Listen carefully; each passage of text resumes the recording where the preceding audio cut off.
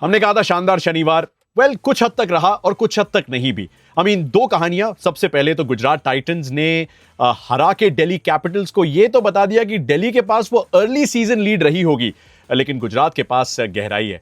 200 plus का run chase, उसको अंजाम देना, शुभमन गिल का टॉस जीतने के बाद गेंदबाजी का फैसला करना 40 डिग्री हीट में, और उसके बाद जॉस बटलर का वो करना जो सबको थोड़ा सा सुकून दिलाएगा कि अगर ओपनर नहीं भी चले, जिन पे इतने डिपेंडेंट रहे हैं गुजरात टाइटंस, साई सुदर्शन और शुभमन गिल, तो बटलर अपना काम कर सकते हैं। एक तरफ तो इशारा राजस्थान रॉयल्स के लिए भी रहा होगा कि आपने रिटेन नहीं किया ना, बहुत बड़ी गलती की। उस कहानी पे मैं थोड़ी देर बाद आऊंगा।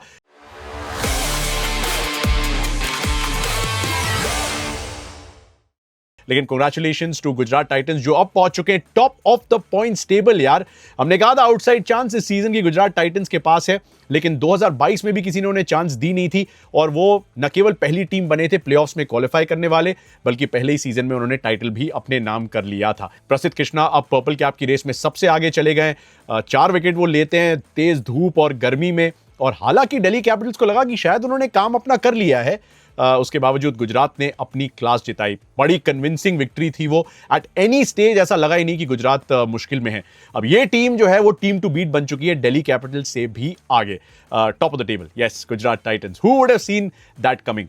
मैं जॉस बटलर के बारे में आपको बता रहा था। 97 नॉट आउट की उन्होंने पारी खेली, एक बेहतरीन कैच भी पकड़ा। एक्चुअली वो ग्लव में फंस गई थी बॉल, लेकिन थोड़ी सी डाउटफुल रही थी उनकी कीपिंग, तो सबको थोड़ा सा याद दिलाते हुए कि बॉस कीपिंग आती है मुझे अच्छी तरीके से। So well done to Buttler, well done to titles. लेकिन जॉस बटलर को कितना मिस कर रही है राजस्थान, ये दूसरे मुकाबले में नजर आया। 2 लगातार मैचेस में राजस्थान को चाहिए थे आखिरी ओवर में 9 रन। 2 बार सिमरन हेटमायर के पास मौका था उन्हें लाइन के पार ले जाने का, दोनों बार हाथ से चला गया। सिमरन हेटमायर को किया था रिटेन और जॉस बटलर को जाने दिया था राजस्थान रॉयल्स ने। तो अब सोचना पड़ेगा कि क्या ऑक्शन स्ट्रैटेजी में कुछ गलती हुई है, क्योंकि जैसे ही संजू सैमसन अनअवेलेबल हुए इस मैच में, ऑटोमेटिकली इस टीम की जो ताकत थी, जो शक्ति थी, जो मजबूती थी, वो कम होती नजर आई है। So not well done to Rajasthan Royals जो अब लगातार 4 मुकाबले हार चुके हैं। क्या आप में से अभी भी कोई सोचता है कि उनके पास चांस है सीजन में प्लेऑफ्स में क्वालिफाई करने का? मैं कहूंगा बहुत मुश्किल है, क्योंकि एक समय लगातार 2 जीत के साथ वो अहमदाबाद पहुंचे थे, फिर गुजरात से जो हारे, वो हार का सिलसिला अब लगातार 4 हार में तब्दील हो चुका है। सो They need to work hard, but take nothing away from Lucknow Super Giants जो चेन्नई से पिछला मैच हारे थे, लेकिन अब अपना 5वां मुकाबला जीत के वो एक्चुअली लेवल ऑन पॉइंट्स हो गए दिल्ली और गुजरात और पंजाब जैसी टीमों से। उनका एक मैच ज्यादा होगा, बट 5 जीत एक सीजन में, यानी कि 60% काम हो चुका है। अब 3 जीत और चाहिए। 16 यूजुअली वो नंबर है जिस पे आप क्वालिफाई कर जाते हो। तो I will not bet against them. Well done Lucknow, well done Gujarat. ये दोनों टीमें 2022 में ही आईपीएल का हिस्सा बनी थी और दोनों को मिली जीत इस शानदार शनिवार को। और स्पेशल मेंशन देना पड़ेगा यार वैभव सूर्यवंशी को। शुरुआत हो करियर की तो ऐसी, वैसे वो कहते हैं ना कि पूत के पांव पालने में ही दिख जाते हैं। यू कुड जस्ट सेंस जब इनके करियर की शुरुआत हुई थी, जब पिछले साल जनवरी में इन्होंने बिहार के लिए रणजी ट्रॉफी डेब्यू किया था, या जब अंडर 19 के यूथ टेस्ट में चेन्नई में शायद 60 से भी कम गेंदें ली थी और एक शतक जड़ दिया था इन्होंने, और सभी का अटेंशन कैप्चर किया था। ऑक्शन में जब नाम आया तो यंगेस्ट प्लेयर थे आईपीएल ऑक्शन के इतिहास में पिक होने वाले, और एक तरीके से अच्छा भी था कि राजस्थान रॉयल्स, जहां पे राहुल द्रविड़ ऑलरेडी मौजूद हैं, जिन्होंने इतने सारे यंग प्लेयर्स को निखारा है, संवारा है, वहां पे खेलने का, उनके साथ शोल्डर्स रब करने का मौका मिलेगा। संजू सैमसन के साथ मैंने एक इंटरव्यू लिया था जियो स्टार के लिए, उसमें संजू ने कहा था कि डोंट जस्ट थिंक कि वो राजस्थान रॉयल्स के लिए खेलेगा, एक दिन वो इंडिया खेलता हुआ नजर आएगा। आई नो कि अभी वो अर्शतक नहीं आया है, वो आईपीएल में बड़ी पारी नहीं आई है, लेकिन पहली गेंद पे छक्का लगाना, फिर आवेश खान जो eventually player of the match बने, उन पे एक छक्का लगाना, और फिर वो थोड़ी सी सॉलिडिटी दिखाना, वो मैच्योरिटी दिखाना, सिंगल्स लेने की, रोटेट करने की, एक भविष्य की झलक तो हमें वैभव सूर्यवंशी की इस पारी में दिख गई। आपको ये पारी कैसी लगी कमेंट सेक्शन में जरूर मुझे बताना, और आप इन्हें फ्यूचर इंडिया क्रिकेटर की तरह देखते हैं या नहीं, ये भी बताना। अब चलते हैं हम सुपर संडे की तरफ। आरसीबी के लिए बड़ी सिंपल रखूंगा मैं चीजें, because they need to start firing. उनके लिए थोड़ी सी तकलीफ का सबब हो गया है, क्योंकि घर पे वो नहीं जीत रहे हैं और घर से दूर एक भी मुकाबला हारे नहीं है। तो एक तरीके से अच्छा है कि मुल्लापुर में ये मैच खेलने जा रहे हैं वो, क्योंकि यहाँ पे पंजाब किंग्स को चुनौती देना शायद उनको बेहतर पसंद आए, क्योंकि ग्राउंड पे तो बात नहीं बन रही है। मैंने कल सजेशन भी दिया था कि आंख पे पट्टी बांध के उन्हें चिन्नस्वामी ले जाया जाए ताकि उन्हें पता ही ना हो, बट ऑब्वियसली ऐसा नहीं हो सकता। मुल्लापुर में वो हो सकता है जो पिछले 4 अवे मैचेस से आरसीबी करती आ रही है। अगर वो मुकाबला जीतते हैं, आज का पंजाब किंग्स को हराते हैं, तो they will be level on points with Punjab Kings, तो उनके सीजन में जो जान है वो बची रहेगी और अंत तक उन्हें मामला नहीं छोड़ना पड़ेगा, जैसा पिछले सीजन उन्होंने आखिरी लीग मैच तक छोड़ा था जो इवेंचुअली उन्होंने जीता था। But you don't want it to come to that यार। RCB are a quality side, Punjab Kings are a very very quality side, और इसीलिए कुछ ऐसी चीजें हैं जिन पे मैं इस मुकाबले पे नजर रखना चाहूंगा। अब सिमरन को भुवनेश्वर कुमार ने 4 बार आउट किया है, श्रेयस अय्यर को भुवी ने 3 बार आउट किया, और श्रेयस अय्यर को जॉश हेजलवुड 3 बार फंसा चुके हैं। श्रेयस अय्यर मेरे लिए एक बड़ी अनोमली बन चुके हैं, बिकॉज मतलब वो थोड़ा सा बूम और बस्ट टाइप का मामला है। वो आपको सारा स्पेक्ट्रम दे देते हैं एक ही सीजन में। इसकी जानकारी मुझे इतनी थी नहीं। मतलब 7 पारियां खेली हैं श्रेयस अय्यर ने, 257 रन बनाए, एवरेज भी 51.4 का है, अर्धशतक भी 3 है, लेकिन बिलो 10 उनके 4 स्कोर्स हैं और 50 प्लस उनकी 3 नॉक्स हैं। How do you explain that? अब इस बंदे का फॉर्म है या नहीं है, ये कहना बड़ा मुश्किल हो जाता है। बट मैं कहूंगा फॉर्म है। मैं कह रहा हूं थोड़ा सा डाउटफुल शॉट सिलेक्शन की वजह से श्रेयस अय्यर जो है वो मात खा रहे हैं। अगर वो थोड़ा सा सही कर लेंगे और समझ जाएंगे कि यार नंबर 3 की बैटिंग पोजीशन जो है कितनी जरूरी है आईपीएल में, जैसे बटलर साहब ने दिखाया कल के मैच में, तो ऑटोमेटिकली चीजें ऑन ट्रैक आ जाएंगी। वैसे ऑन ट्रैक ही है क्योंकि अपना पिछला मुकाबला आरसीबी से ही वो जीते हैं। चेजिंग उनके लिए अभी भी थोड़ा सा प्रॉब्लम बन सकता है, और उसी में प्रियांश आर्या की मैं बात करना चाहूंगा, क्योंकि जब पहले बैटिंग करते हैं तो 4 पारियों में 208 रन बना चुके हैं। जब सेकंड बैटिंग करने आए प्रियांश आर्या साहब तो 3 पारियों में बनाए सिर्फ 24 रन। हाई स्कोर जो है वो ज्यादा नहीं है, तो मतलब Priyansh Arya batting second may be not a very good fantasy option going by recent record. Arshdeep Singh को रिदम में देख के अच्छा लग रहा है। पावर प्ले में पहले 6 मैचेस में सिर्फ 1 विकेट था, लास्ट मैच में 2 ओवर में 2 विकेट लिए, और लिए भी किसके? फिल सॉल्ट और विराट कोहली के। तो सिंह इज किंग। अब पंजाब किंग्स के all time highest wicket taker बन चुके हैं पीयूष चावला से आगे, and he is looking in good rhythm. पिछले मैच में इकोनॉमी भी 5.5 का था और स्ट्राइक रेट 6 का। आई नो 14 ओवर का मैच था, बट स्टिल यार what a performance. 4 he over का पावर प्ले था, पावर प्ले में उन्होंने ध्वस्त कर दिया पूरी तरीके से। निहाल वडेरा आपको देखेंगे पंजाब के लिए खेलते हुए। पिछले मैच में वो नाबाद मैच विनिंग पारी उन्होंने खेली थी। 6 पारियों में अभी तक 184 रन हैं, लेकिन जब मुंबई इंडियंस के लिए खेल रहे थे तो उन्होंने 6 ही पारियों में बनाए थे 109 रन, और इसी से पता चलता है कि पंजाब में वो कितना सेटल फील कर रहे हैं, उन पे भरोसा जताया गया है, and he is proving their confidence is not wrong. Yuzi Chahal अपनी रिदम में वापस आ रहे हैं। पिछला मैच जो मुल्लापुर में ही हुआ था उनका, उसमें कोलकाता नाइट राइडर्स को घुटने टेकने पे मजबूर कर दिया था। पहली 5 पारियों में 2 विकेट लिए थे भाई साहब ने 11 के इकोनॉमी से। पिछली 2 पारियों में 6 विकेट ले चुके हैं, इकोनॉमी हाफ हो गया है 5.6 का और स्ट्राइक रेट 7 का। Chahal is back to his best, and that is dangerous news for his former team, that is Royal Challengers Bengaluru. थोड़ी सी टैक्टिकल चॉइसेस जो पंजाब ने की हैं वो ऐसा लग रहा है कि पे ऑफ कर रही हैं। जैसे मार्को यानसन ने ओपन किया बॉलिंग को केकेआर के अगेंस्ट सुनील नारायण के खतरे को मद्देनजर रखते हुए। जैसे अर्शदीप ने नई बॉल ली आरसीबी के खिलाफ, क्योंकि उनका रिकॉर्ड, अर्शदीप का रिकॉर्ड फिल सॉल्ट के खिलाफ अच्छा है।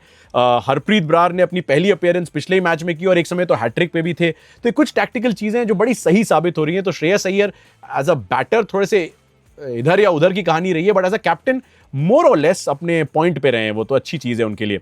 ऑब्वियसली अपने ओपनर्स पे बहुत ज्यादा डिपेंडेंट है, उनका फेलियर होता है तो आरसीबी का इंजन जो है वो डाउन हो जाता है। फिल सॉल्ट विराट कोहली की पार्टनरशिप 7 पारियों में 309 रन इन दोनों ने बनाए हैं। 350 प्लस पार्टनरशिप्स हैं, और पंजाब किंग्स के खिलाफ तो एक्चुअली अच्छा करते आ रहे हैं दोनों खिलाड़ी, बट फॉर सम रीजन पिछले मैच में वो बात नहीं बनी। आई थिंक कुछ ज्यादा ही रन बनाने के चक्कर में कुछ कम करते वो नजर आए। विराट कोहली फिल सॉल्ट चल गए तो बस मजे ही मजे, नहीं चले तो फिर मौजा ही मौजा पंजाब किंग्स के, और पंजाब किंग्स मौके नहीं छोड़ते हैं। विराट कोहली के पास एक बेहतरीन मौका है। वो खिलाड़ी बन सकते हैं जिनके पास सबसे ज्यादा 50 प्लस स्कोर्स हैं। 50 प्लस जो लोग नहीं समझते, जिन्होंने 50 या 100 बनाए, मतलब हम उसको 50 प्लस कह देते हैं। सबसे ज्यादा 50 प्लस स्कोर बनाने की लिस्ट में वो करंटली लेवल हैं डेविड वार्नर के साथ 66 नंबर पे, यानी 66 टाइम्स ही cross the score of 50। So if he does that he will get to 67, और डेविड वार्नर का वो रिकॉर्ड तोड़ देंगे। उसके अलावा सबसे ज्यादा रन्स की बात करें पंजाब किंग्स के खिलाफ तो डेविड वार्नर के हैं आईपीएल में 1134, विराट कोहली के हैं 1031, यानी कि एक शतक लगा देंगे पंजाब किंग्स के खिलाफ। आई will not put it past him, तो वो डेविड वार्नर से उस लिहाज से भी आगे हो जाएंगे। तो I am looking forward to this because Virat Kohli खेलते हैं वैसे भी मजा आता है। पिछले मैच में नहीं चले, थोड़ा सा मजा किरकिरा हो गया, बट पंजाब जीत गई तो आईपीएल को एक अच्छी कहानी मिल गई। तो दोनों तरफ बराबरी की लड़ाई है। मैं एक्चुअली पंजाब किंग्स को थोड़ी सी एडवांटेज दे रहा हूं, क्योंकि मुल्लापुर में पिछले सीजन 5 में से 1 ही मुकाबला जीते थे। इस सीजन ऑलरेडी वो 2 मुकाबले जीत चुके हैं, और पिछला मुकाबला जैसे केकेआर को उन्होंने हराया था यहाँ पे, मैं उनको अभी भी थोड़ी सी एज दूंगा। और मोमेंटम जो है ना, एक बड़ी डेंजरस चीज़ है।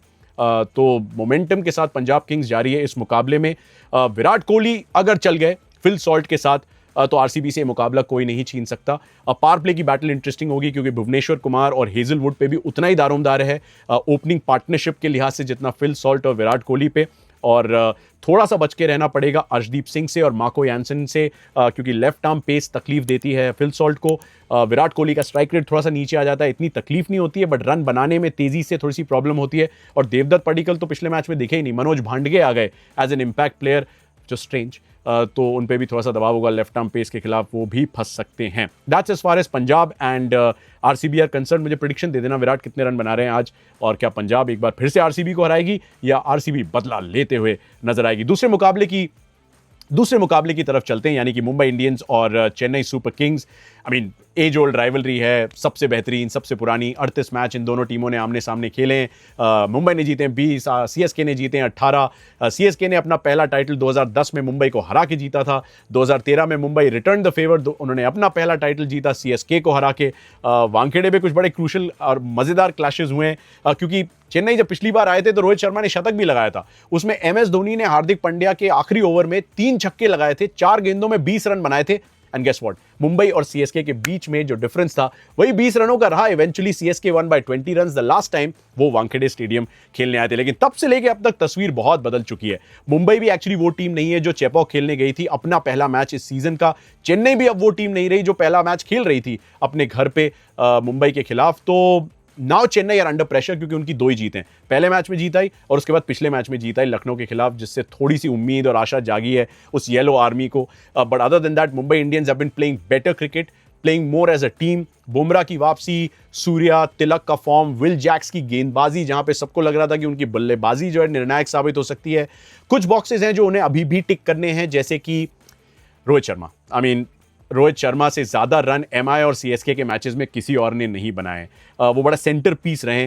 तो अगर अपीयरेंसेस की भी बात की जाए तो रोहित शर्मा इस स्टेज को जानते हैं अच्छी तरीके से। उन्होंने खुद ही इंटरव्यूज़ में कहा है कि एमएस धोनी एक ऐसे खिलाड़ी हैं जो मैच चलने नहीं देते, वो अपने हिसाब से डिक्टेट करते हैं। तो you need Rohit's experience, but you also need his form, right? Because Rohit का फॉर्म अगर नहीं होगा तो मुंबई के लिए तकलीफ बन सकती है। वैसे भी एज एन इम्पैक्ट बैटर वो खेलते हैं, अगर वो इम्पैक्ट नहीं डाल पाएंगे तो प्रॉब्लम तो बहुत सारी होने वाली है।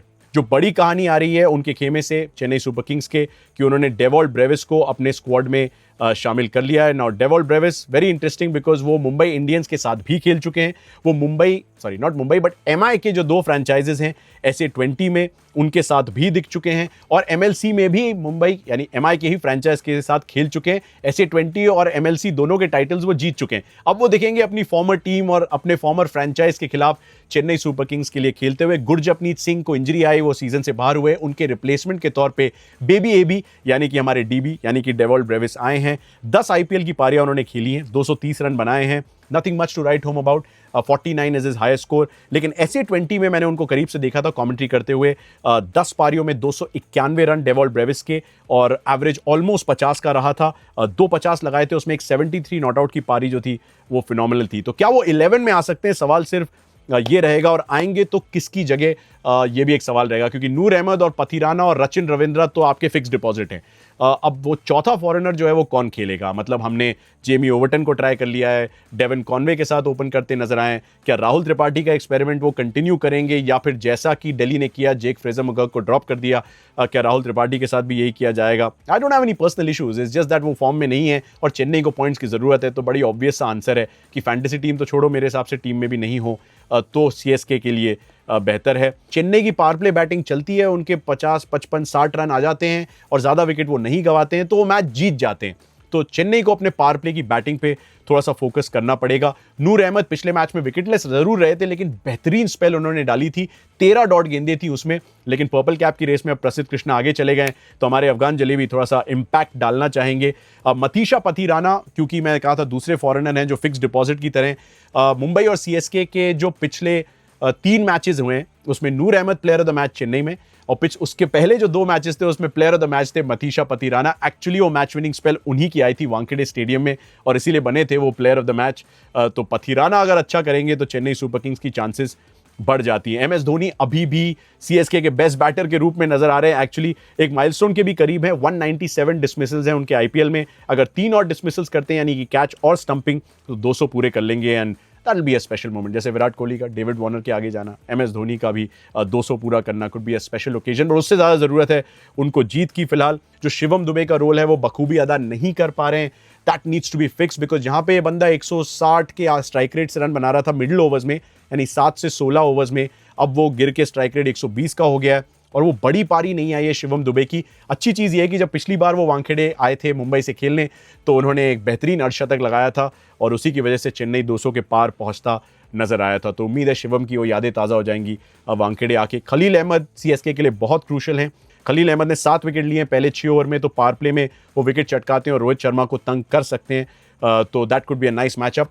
करण शर्मा शायद ना उपलब्ध हो मुंबई इंडियंस के लिए, तो विघ्नेश पुथुर के रूप में एक विकल्प है उनके पास जिनको वो खिला सकते हैं। Karan Sharma obviously player of the match थे अपने पहले ही मैच में इस सीज़न जब उन्होंने दिल्ली कैपिटल्स को हराया था दिल्ली में, लेकिन अब वो अवेलेबल नहीं होंगे। उनको चोट आई थी एक कैच लेने के चक्कर में और उसके बाद वो दिखे नहीं थे फील्ड पे, तो I have a feeling he might miss out.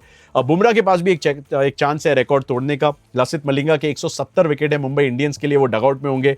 Jasprit Bumrah is on 167 Harbhajan Singh से आगे, और अगर 4 विकेट लेते हैं बुमराह, जो कि पूरी तरीके से वो ले सकते हैं जिस तरीके रिदम में वो नजर आए पिछले मैच में, तो 171 is the magic number. Bumrah all time top wicket taker बन जाएंगे। दीपक चहर का बॉलिंग फॉर्म एक कंसर्न है क्योंकि उसमें डिप आया है। अभी तक पहले 6 ओवर में उन्होंने 16 ओवर डाले हैं और सिर्फ 4 विकेट लिए हैं, बट प्रॉब्लम ये नहीं है, प्रॉब्लम इकॉनमी है 10.2 की। वो विकेट नहीं ले रहे हैं वो ठीक है, बट वो दूसरे छोर से प्रेशर रिलीज कर रहे हैं रन देके, वो प्रॉब्लम बन गई है। बाय द वे डीसी यानी कि दीपक चहर अपनी फॉर्मर टीम के खिलाफ नजर आएंगे और आपको देखेंगे मिचेल सैंटनर भी अपनी फॉर्मर टीम के खिलाफ।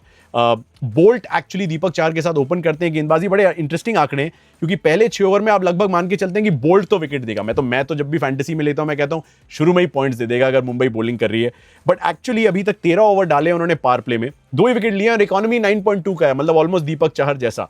लेकिन डेथ ओवर्स में जब वो वापस आते हैं, उन्होंने अभी तक डेथ ओवर्स में यानी 17 से 20 ओवर के बीच में 6 ओवर डाले, 4 विकेट लिए, इकोनॉमी सिर्फ 8.5 का है। डेथ में 8.5 is not bad at all, it's like 5.5 in power play. Superb stuff. तो ट्रेंट बोल्ट को मैं अपनी टीम में डेफिनेटली रखूंगा कि क्या पता यार थोड़ा सा पावर प्ले में भी मिल जाए और कुछ मजे ही मजे हो जाएं डेथ ओवर्स में भी। चेन्नई के टॉप 6 में 3 लेफ्ट हैंडर्स हैं, तो विल जैक से बच के रहना पड़ेगा। उन्होंने 5.4 ओवर्स जो डाले हैं लेफ्ट हैंड बैटर्स के खिलाफ, उनमें 3 विकेट लिए और इकोनॉमी सिर्फ 6.5 का है। राइट हैंडेड बैटर्स को आउट नहीं किया है। तो मैं तो कह रहा हूँ सीधे नई बॉल उनको पकड़ा दो विल जैक्स को और कहो कि रचिन रविंद्रा को गुड बाय बोल दो, और उसके नीचे अगर शिवम दुबे आते हैं तो उन पे भी प्रेशर डाल सकते हैं। कुछ एरिया जो फिक्स करने होंगे थोड़े से, तिलक वर्मा का फॉर्म चलता रहे, सूर्य कुमार यादव का फॉर्म चलता रहे, लेकिन उनकी मदद करने वाला कोई रोहित शर्मा या रायन रिकल्टन जैसा बल्लेबाज बन जाए, क्योंकि वानखेड़े में रन पड़ते हैं।